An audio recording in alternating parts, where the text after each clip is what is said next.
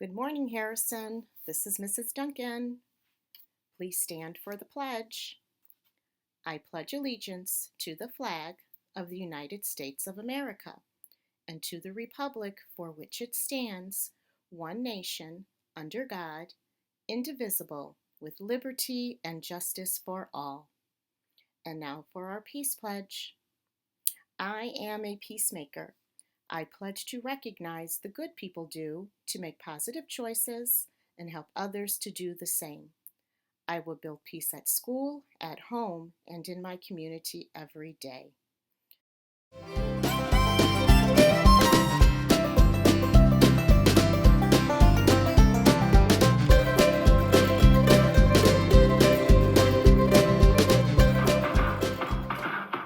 Hey everybody at Harrison Elementary School, my name is Joshua Ingraham and I'm the executive chef for Progressive Fields, and luckily enough I'm also the executive chef for GoBuddha Meals.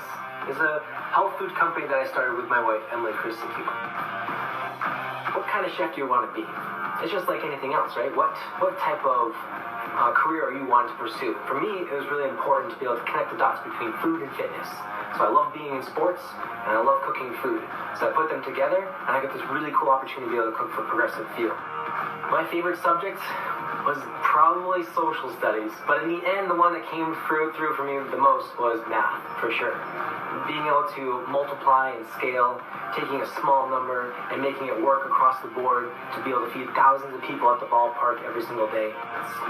Being able to separate myself from all the other chefs. What was I going to do? Well, I continued schooling. I always go back to school. I'm studying continuously.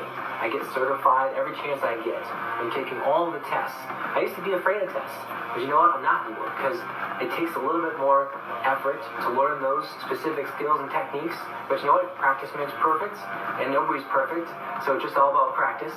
And at the end of the day, the extra test, the extra book you can read, the extra drill you can do makes you a better person. Part of the journey is discovering what type of career you'd like to be in is really what you love to do and what you're passionate about. I grew up in a household that was around a restaurant scene. My parents owned a restaurant, and we love food, and so every single morning I woke up and I asked my parents what was for dinner. And so my parents would make me something delicious for dinner, and it became something that I want to do for my family. After a few years in the industry and realizing how tough it was to be a cook, right? You want to become a chef. What does it take to become a chef? What does it take to become, the best chef in the world even? Well, you have to kind of discover what makes you passionate about what you do. And for me, it was about fitness. So I took it to the next level. I wanted to tell everybody that I was going to be the fittest chef on earth. I was going to do everything I could in my power to do that. So I got to get focused. I've been a chef in Boston and in Cleveland, so two very large markets. I think it's a very interesting career to be able to walk yourself into, because at the very beginning, everybody starts off at the same level. Even if you do go to school. And I don't think this is actually a profession that you actually need to go to college for. The strength in going to college was really just the ability to learn better. And I think that's the biggest takeaway I have from learning in general, is really getting the perspectives from all the different teachers and everything that they do. Is really interesting to me how they learn and how they can teach back. So in the kitchen, you're dealing with multiple people, so it's a big crowd. You're going to be a good leader. You're going to be able to ask good questions. So you're going to be continuously learning yourself.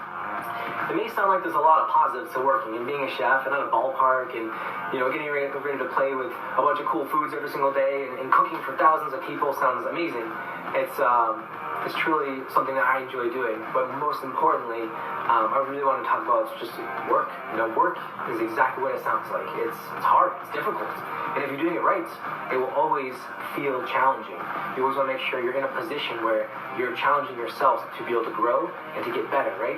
So you want to make sure you're picking a job that you have the unlimited potential to be able to learn and educate yourself and push yourself and make sure the environment around you is getting better as well. It's been great chatting with you all. I really enjoyed connecting with you via video in my kitchen. And maybe next time it's at the ball game.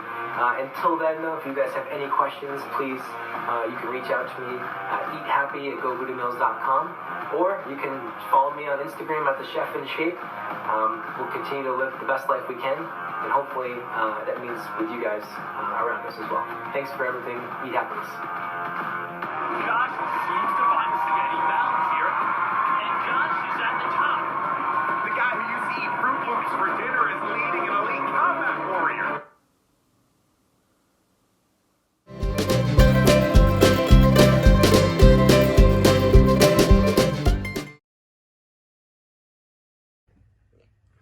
Hey, my name is Brian Schaffran, and I own a motorcycle garage called Skidmark Garage.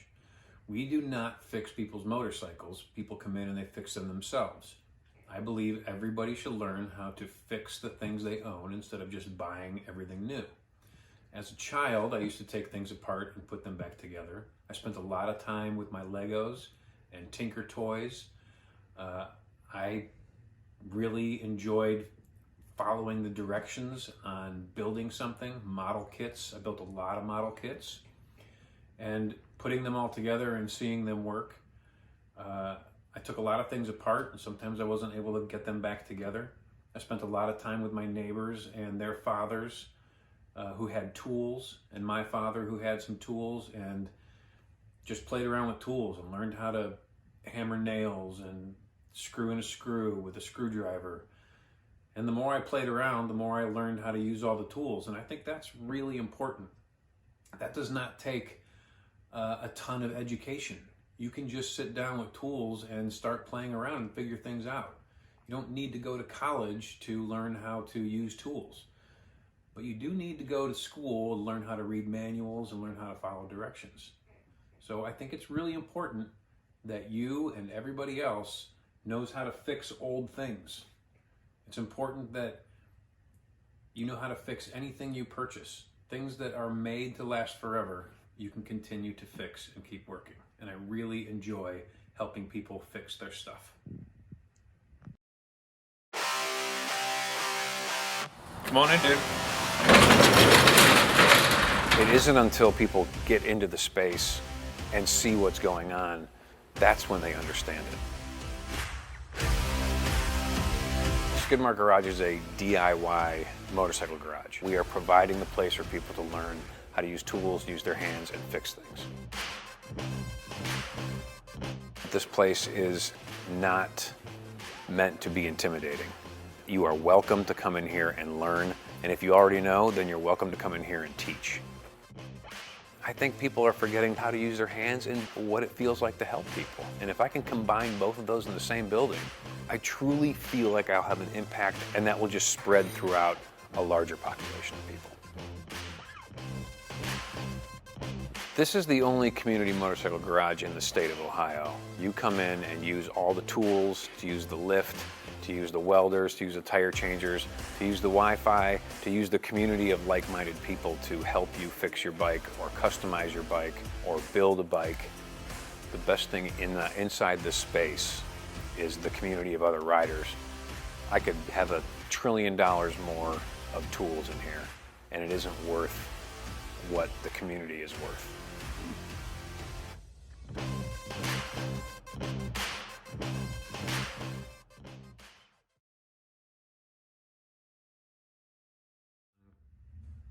Hi, my name's Molly Vaughn, and I run an education program called MotoGo, and we teach kids how to fix and rebuild motorcycles. When I was a little girl, my mom didn't want me to play with the boys, and I wanted to do things like play sports and play with tools, and it really wasn't allowed when I was a little girl. So I did anything I could to go outside and play with the boys and pick up a hammer and build my own tree house. And when I grew up, I thought maybe I wanted to be a gym teacher. So I went to college at John Carroll University, and I became a phys ed instructor. And that led to coaching sports and teaching little girls how to be brave and play softball and volleyball. But eventually I decided, wouldn't it be cool if little girls and little boys at school could learn how to use tools? So I met a guy named Brian Schaffran who ran Skidmark Motorcycle Garage. And he and I joined teams, and we decided to invent this program called MotoGo, where I get to be the boss, and I teach little girls and little boys how to use tools and how to build motorcycles.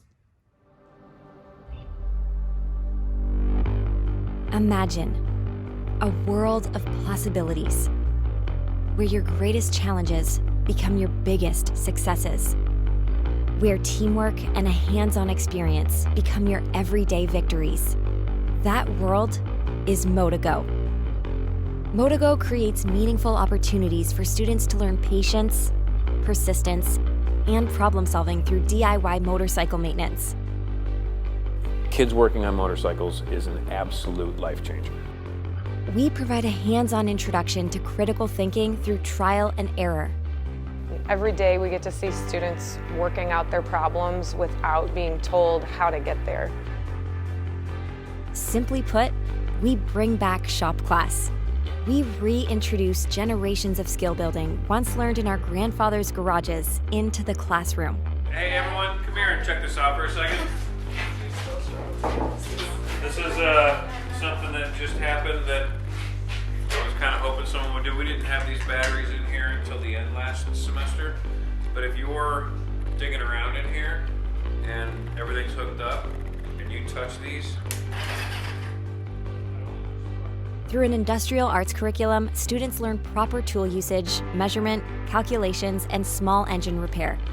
They build motorcycles while building confidence.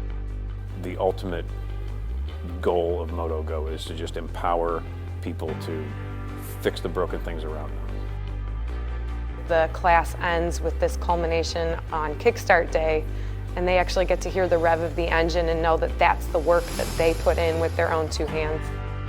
So crazy to me that I'd have this opportunity and that I would accomplish something like this and be successful at it. Thanks to the support of Cleveland area companies, schools, foundations, and individual donors, we see our students flourishing.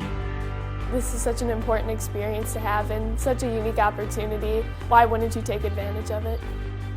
With your continued help, no matter what industry our students choose to enter, MotoGo is building well-rounded, independent problem solvers who will lead Cleveland to a bright future.